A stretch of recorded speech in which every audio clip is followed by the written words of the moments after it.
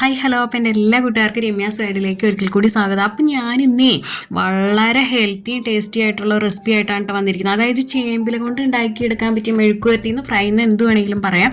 അപ്പോൾ അതിനായിട്ട് ഞാനിവിടെ ഇതാ എടുത്തിരിക്കുന്നത് നമ്മൾ കൂമ്പ് ഇലയാട്ടോ, ചേമ്പിൻ്റെ അധികം മൂക്കാത്ത ഇല നോക്കി ഇങ്ങനെ വിരിഞ്ഞ് വരാൻ തുടങ്ങണേ ഉള്ളൂ. ഇങ്ങനത്തെ കൂമ്പ് എടുക്കണം കേട്ടോ. അപ്പോൾ ഇല വിരിഞ്ഞ് വിടർന്ന് വരാത്തത് നോക്കി എടുത്തിട്ട് നമുക്ക് ആദ്യം അതൊന്ന് കഴുകി എടുത്തുകൊണ്ട് വരാം.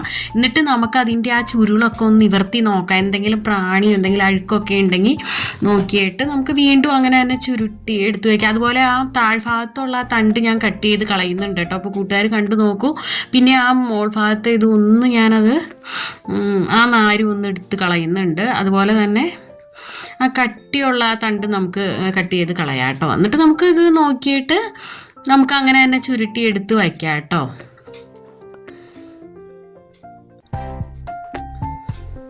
അപ്പോൾ ഇത് അധികം ആരും അങ്ങനെ ഉണ്ടാക്കുന്ന കണ്ടിട്ടില്ല കേട്ടോ കൂട്ടുകാർ. അപ്പോൾ കൂട്ടുകാർ ഇങ്ങനെ ഉണ്ടാക്കി നോക്കിയിട്ടുണ്ടെങ്കിൽ ഒന്ന് പറഞ്ഞോളൂ കേട്ടോ, കമൻറ്റിലൊന്ന് പറഞ്ഞേക്കൂട്ടോ. പക്ഷെ ഇത് നല്ല ടേസ്റ്റാണ് കേട്ടോ. ഇത് അറിയാലോ, ചേമ്പിലെ ഇലക്കറികൾ നമ്മൾ കഴിക്കുന്നതിൻ്റെ ഗുണങ്ങൾ ഞാൻ പറയേണ്ട ആവശ്യമില്ലല്ലോ.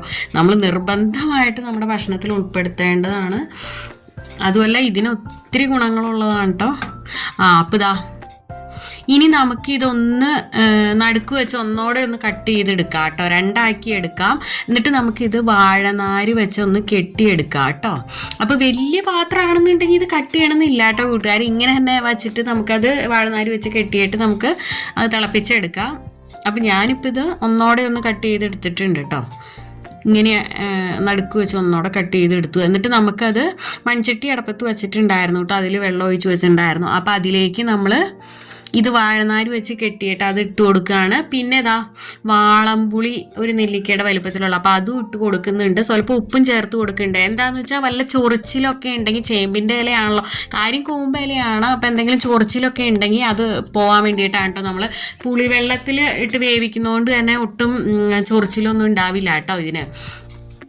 അപ്പോൾ ഇത് നന്നായിട്ട് തിളച്ച് വന്നിട്ടുണ്ട്. അത് മതി കേട്ടോ, ആ തിളച്ച് വന്നാൽ മതി. അപ്പോൾ തന്നെ നമുക്കിനി അത് തണുക്കാൻ വയ്ക്കാം. എന്നിട്ട് ആ തണുത്ത് കഴിഞ്ഞപ്പോൾ ഞാനതൊന്ന് ചെറുതായിട്ട് കട്ട് ചെയ്തെടുക്കുന്നുണ്ട് കേട്ടോ. ഇനി നമുക്കിത് മെഴുക്കുവരട്ടി റെഡിയാക്കാൻ തുടങ്ങാം. അതിനായിട്ട് പാൻ അടപ്പത്ത് വെച്ചു. അതിലേക്ക് നമ്മൾ ഒരു 1.5 ടേബിൾ സ്പൂൺ വെളിച്ചെണ്ണ ഒഴിച്ച് കൊടുത്തു. അതിലേക്ക് 2 പിടി ചുവന്നുള്ളിയാണ് കേട്ടോ ഞാൻ ചേർത്ത് കൊടുക്കുന്നത്. ചുവന്നുള്ളി തന്നെ ചേർക്കണം കേട്ടോ. അപ്പോഴാണ് ഇതിന് ആ ഒറിജിനൽ നല്ല ഒരു ടേസ്റ്റ് കിട്ടുന്നത്. അതുമല്ല ചെറിയ ഉള്ളിക്ക് ഒത്തിരി ഗുണങ്ങളും ഉണ്ടല്ലോ. അപ്പോൾ നമ്മൾ ഇത് തന്നെ ചേർക്കുകയാണ് നല്ലത്. ഇത് കൂട്ടുകാർ മിസ്സാക്കരുത്. ഇത്രയും തന്നെ ചെറിയ ഉള്ളി എടുക്കണം കേട്ടോ. ഒരു 2 പിടി ചുവന്നുള്ളി ഞാനിവിടെ എടുത്തിട്ടുണ്ട്. അപ്പോൾ ഇനി ഇത് നമുക്കൊന്ന് വഴറ്റിയെടുക്കാം. വളരെ കുറച്ച് ഇൻഗ്രീഡിയൻസ് ആണ് കേട്ടോ കൂട്ടുകാരെ ഇതിന് ആവശ്യമുള്ളൂ. പക്ഷെ നല്ല കിഡിലും ടേസ്റ്റുമാണ്.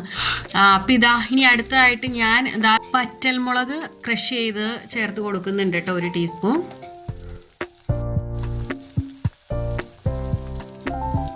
ഇനി ഇതിലേക്ക് നമ്മൾ 1 ടീസ്പൂൺ മഞ്ഞൾപ്പൊടി ചേർത്ത് കൊടുത്തിട്ടുണ്ട്.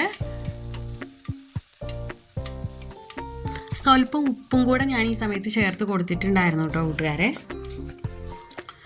ഇനി നമുക്കിതിലേക്ക് നമ്മൾ വേവിച്ചെടുത്ത് കട്ട് ചെയ്ത് വെച്ചിരിക്കുന്ന ചേമ്പില ഉണ്ടല്ലോ, അത് നമുക്കിതിലേക്ക് ചേർത്ത് കൊടുക്കാം കേട്ടോ. എന്നിട്ട് ജസ്റ്റ് ഒന്ന് മിക്സ് ചെയ്യുക. വല്ലാണ്ട് ഇട്ട് അങ്ങോട്ട് ഇളക്കരുത് കേട്ടോ. അപ്പോൾ നമ്മുടെ ആ ചുരുളൊക്കെ നിവർന്ന് വരാൻ സാധ്യതയുണ്ട് കേട്ടോ. ജസ്റ്റ് ഒന്ന് മിക്സ് ചെയ്ത് കൊടുത്താൽ മതി. എൻ്റെ കൂട്ടുകാരെ ഇത് ഒരു പ്രാവശ്യമെങ്കിലും നിങ്ങൾ ഉണ്ടാക്കി നോക്കിയില്ലെങ്കിൽ ഉറപ്പായിട്ട് ഉണ്ടാക്കി നോക്കണം കേട്ടോ. കിഡിലും ടേസ്റ്റാണ്. ഈ സമയത്ത് നല്ലൊരു മണമാണ് കേട്ടോ വരുന്നത്.